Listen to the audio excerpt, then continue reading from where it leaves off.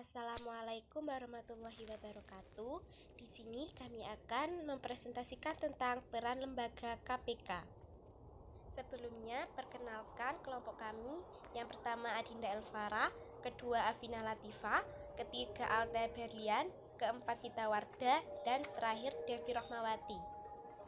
Pertama, akan dijelaskan peran KPK di tingkat kabupaten. Dalam ranah ilmu hukum kelembagaan negara, maka konsep komisi-komisi negara akan dibagi menjadi dua kelompok, yaitu 1. Komisi negara yang lahir dan diatur di dalam konstitusi. 2. Komisi negara yang lahir dan diatur undang-undang. Dengan demikian, maka pembentukan KPK di daerah merupakan bagian yang tidak terpisahkan dari keberlanjutan regulasi atau sustainable regulation, sekaligus mata rantai regulasi yang terkandung di dalam Undang-Undang Nomor 30 Tahun 2002 tentang Komisi Pemberantasan Tindak Pidana Korupsi. Isi Undang-Undang Nomor 30 Tahun 2002 tentang Komisi Pemberantasan Tindak Pidana Korupsi yang merupakan bukan format asli dalam bab 2 bagian tugas, wewenang, dan kewajiban pasal 6. Komisi Pemberantasan Korupsi mempunyai tugas A. Koordinasi dengan instansi yang berwenang melakukan pemberantasan tindak pidana korupsi. B. Supervisi terhadap instansi yang berwenang melakukan pemberantasan tindak pidana korupsi. C.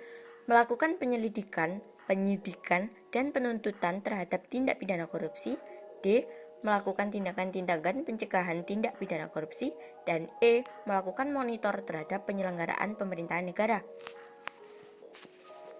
Sedangkan terkait lembaga KPK di tingkat kabupaten ini, masih belum ada kelembagaan resmi yang telah diresmikan menjadi lembaga KPK di tingkat kabupaten.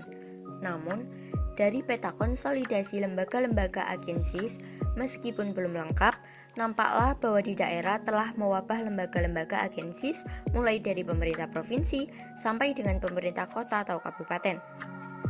Banyaknya lembaga-lembaga agensis yang berbentuk komisi-komisi tidak terlepas karena belum adanya pengaturan yang berkaitan dengan tata cara pembentukan dan standar-standar bahwa sebuah komisi harus dibentuk. Selain itu, beberapa hal yang harus disadari bahwa kelembagaan baru akan memunculkan beban anggaran yang tidaklah sedikit, mulai dari perkantoran, SDM, dan operasional. Peran KPK di tingkat provinsi.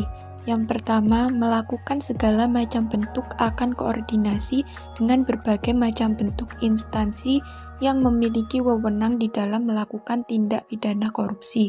Yang kedua, melakukan segala macam bentuk penyelidikan, penyidikan hingga penuntutan terhadap segala macam bentuk tindak pidana korupsi.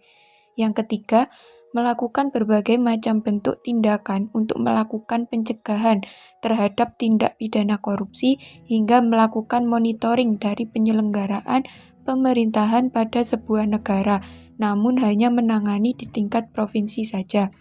Yang keempat, atau yang terakhir, yaitu melakukan sebuah supervisi dari instansi yang dimana memiliki wewenang di dalam melakukan pemberantasan dari tindak pidana korupsi.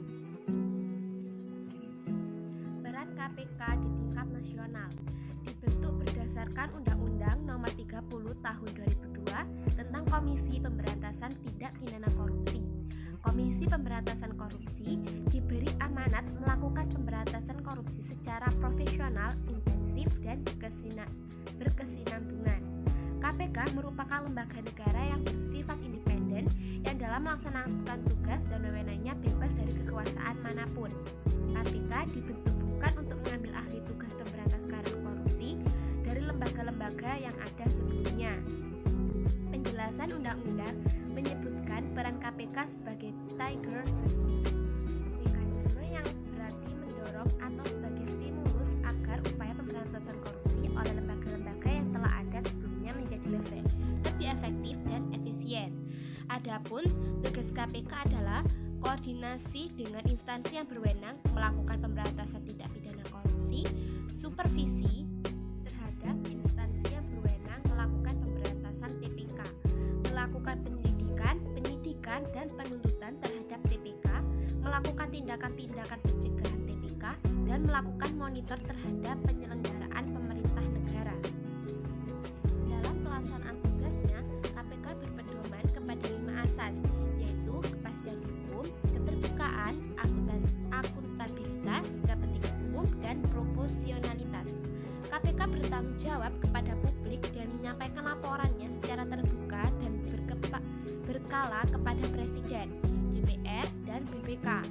KPK dipimpin oleh pimpinan KPK yang terdiri atas 5 orang, seorang ketua, perangkap anggota, dan 4 orang wakil perangkap anggota. Kelima pimpinan KPK tersebut merupakan pejabat negara yang berasal dari unsur pemerintah dan unsur masyarakat. Pimpinan KPK memegang jabatan selama 4 tahun dan dapat dipilih kembali hanya untuk sekali masa jabatan. Dalam pengambilan keputusan, pimpinan KPK bersifat kolektif kolegial. Pemberantasan korupsi adalah negara yang dalam melaksanakan tugas dan wewenangnya bersifat independen dan bebas dari pengaruh kekuasaan manapun. Komisi Pemberantasan Korupsi dibentuk dengan tujuan meningkatkan daya guna dan hasil guna terhadap upaya pemberantasan tindak pidana korupsi. Pada dasarnya, peran KPK pada tingkat kabupaten, provinsi, dan nasional memiliki peran yang sama. Soal pembahasan dari KPK. Terima kasih atas perhatiannya. Wassalamualaikum warahmatullahi wabarakatuh.